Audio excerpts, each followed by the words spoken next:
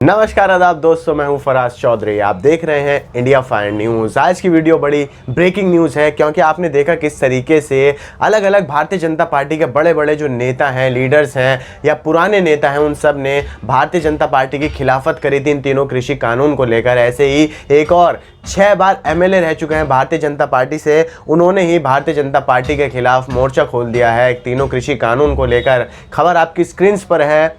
Repeal farm laws, Haryana BJP leader, मतलब तीनों कृषि कानून को वापस ले लीजिए, ये हरियाणा के बीजेपी लीडर कह रहे हैं, जो कि 6 बार एमएलए बन चुके हैं वहाँ से और फॉर्मर स्टेट होम मिनिस्टर भी थे, मतलब हरियाणा राज्य के होम मिनिस्टर भी रह चुके हैं। नाम है इनका संपत सिंह।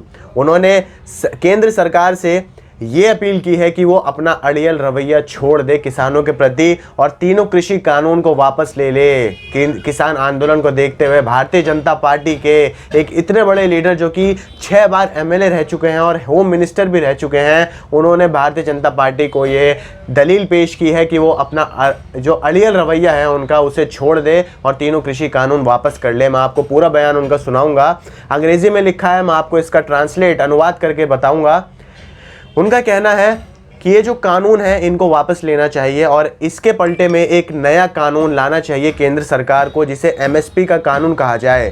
क्योंकि जब गवर्नमेंट ने एमएसपी के अश्योरेंस दे दी है, गवर्नमेंट ने ये साफ कर दिया है कि एमएसपी रहेगी किसानों के लिए, तो क्यों ना इसके लिए एक कानून भी ला दिया जाए, एमएसपी का एक कानून बना दिया जाए। क्योंकि जब सरकार एमएसपी का इतना भारी अश्योरेंस दे रही है, इतना भारी वो कह रही है कि एमएसपी लागू रहेगी, तो इसके लिए कानून बना दीजिए। ये वो हरियाणा के बीजेपी लीडर कह रहे हैं।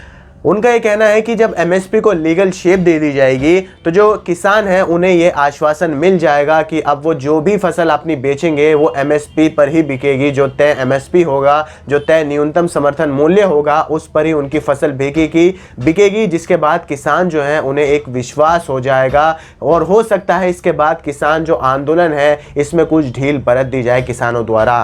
वो आगे कहते हैं, मैं आपको एक बार और याद दिला दूं कि संपत सिंह जो हैं वो 6 बार एमएलए रह चुके हैं और उन्होंने जो भारतीय जनता पार्टी का दामन थामा था वो अक्टूबर 2019 के विधानसभा चुनाव से पहले थामा था।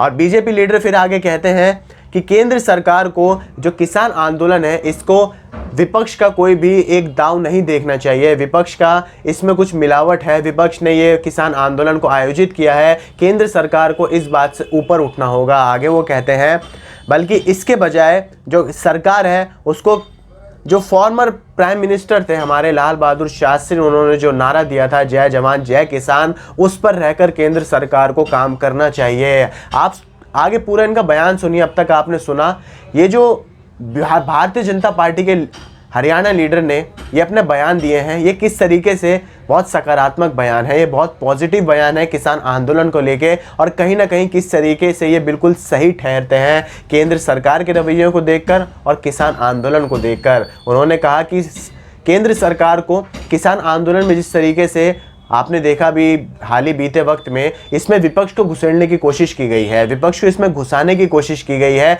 कि विपक्ष ने ही इस किसान आंदोलन को आयोजित कराया है, विपक्ष का इसमें बहुत बड़ा हाथ है, विपक्ष ने इन्हें फंड किया है। मगर यहाँ लीडर, भारतीय जनता पार्टी के लीडर हैं, उन्होंने साफ किया कि इससे ऊपर उठिए और हमारे जो पूर्व प्रधानमंत्री थे लाल बहादुर शास्त्री जी, उनका जो नारा था जय जवान जय किसान, उस पर रहकर काम कीजिए। आगे सुनिए। फिर वो कहते हैं कि किसान जो हैं वो कड़ाके की ठंड में लगभग 42 दिन से बैठे हुए हैं और अपने सर्वाइवल के लिए वो जंग लड़ रहे हैं, अपनी सर्वाइवल के लिए वो फाइट कर रहे हैं। कोई भी पॉलिटिकल पार्टी के पास इतनी ताकत नहीं है, इतना सपोर्ट नहीं है कि वो किसानों को भड़का सके, और ये पूरी तरीके से किसानों की अपनी लड़ाई है, ये पूरी तरीके से किसानों का अपना आंदोलन है। इसमें किसी भी पॉलिटिकल पार्टी, किसी भी विपक्ष पार्टी का इसमें कोई हाथ नहीं है। तो किसी भी विपक्ष पार्टी को ब्लेम करना, उस पर आरोप लगाने, ये बिल्कुल सरासर गलत है। ये भारतीय जनता पार्टी के लीडर खुद इल्ज़ाम लगा रहे हैं बीजेपी केंद्र सरकार पर।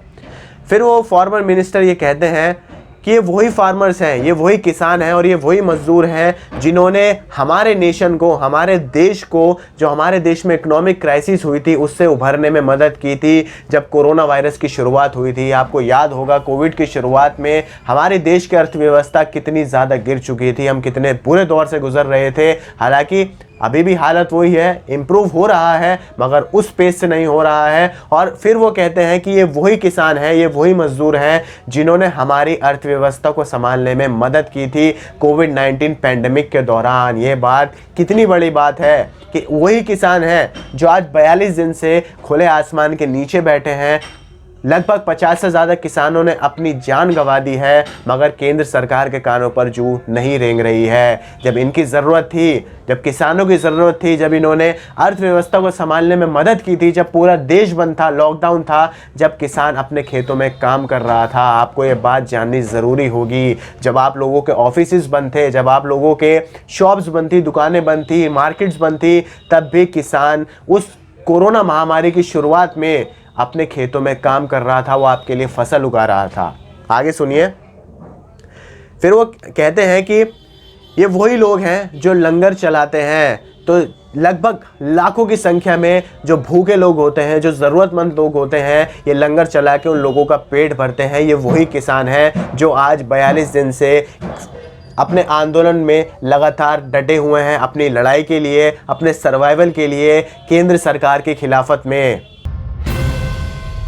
तो अब देखिए, सवाल ये सिंपल सा है कि आखिर ये तीनों कृषि कानून जो हैं ये गलत क्यों हैं। देखिए, सबसे पहला, क्योंकि जो भारतीय जनता पार्टी के खुद बड़े बड़े लीडर्स हैं, वरिष्ठ नेता हैं, उन्होंने ही इन तीनों कृषि कानून की खिलाफत करी है। खुद बीजेपी के लीडर्स जो हैं वो इस कानून के समर्थन में नहीं है। तो पहले रीज़न ये होता है। दूसरा कि अगर तीनों कृषि कानून सही थे, बिल्कुल सही थे, इसमें सरकार ने संशोधन क्यों किया, क्यों सरकार राजी हो गई इसमें संशोधन करने के लिए, इसको चेंज करने के लिए। अब देखिए, बात ये आती है कि हर 16 घंटे में एक ना एक किसान किसी भी जगह जहाँ आंदोलन चल रहा है वहाँ वो अपनी जान गंवा रहा है, वो शहीद हो रहा है। मगर सरकार वही है, सरकार जो हमारे प्रधानमंत्री हैं, प्रधानमंत्री माननीय नरेंद्र मोदी जी, वो सौरव गांगुली जो इंडिया के जाने माने क्रिकेटर हैं, उनकी अभी हाल ही में तबीयत ख़राब हुई थी, वो उनको कॉल कर उनकी तबीयत पूछ सकते हैं। मगर 50 से ज़्यादा किसानों ने अपनी जान गंवा दी, वो शहीद हो गए।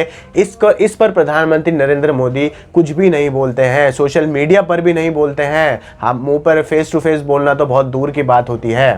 खैर, आप लोगों को ये खबर कैसे लगी, आप इसे कमेंट कर मुझे बताइए। इस खबर को शेयर ज़रूर कीजिए, वीडियो को लाइक कीजिए और हमारे चैनल इंडिया फाइन न्यूज़ को सब्सक्राइब कर बेल का आइकन दबाइए ताकि आपको सारी अपडेट्स मिलती रहें। मुझे दीजिए इजाज़त, नमस्कार।